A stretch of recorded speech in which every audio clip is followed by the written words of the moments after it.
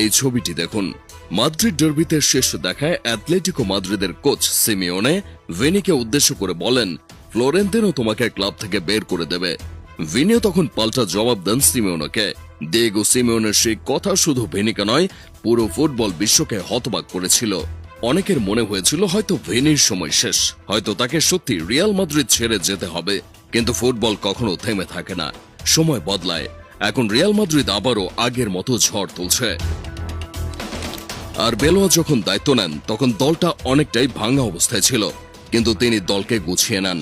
সাম্প্রতিক সময়ে তার দল 2 লেগে হারিয়েছে হোসে মরিনহোর বেনফিকাকে, তারপর পেপ গার্দিওলার ম্যানচেস্টার সিটিকে।